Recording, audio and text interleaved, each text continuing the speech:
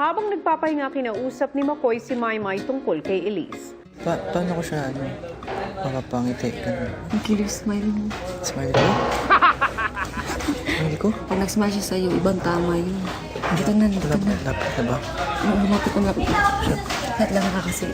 Pinakabahan ako. Si Elise lumapit para tignan ang nananakit na likod ni McCoy. Mama, ito na po yung nurse niya sa'yo. Hello po. Yan. Sabi ko sa'yo. Siya po yung nurse. Saan na? Dito? Siya ka dito? Wala namang lamig, ma'am. Malamig siya. Wala pong lamig. Malamig mo? Makoy saan? Dito. Gusto mo sa cheer tayo. Kulang ka sa smile. Ngayon mo pa hindi gagamitin yung smile mo. Kinagalit na si Nurse Elise. Pwede mo Sorry, sabihin. Dapat maging mabait ka sa kanya. Nilipat na lang ako sa hospital. Hindi, wag, sir. Wala nang hospital ngayon. Punong-puno na sila. Eh, dito ka na lang.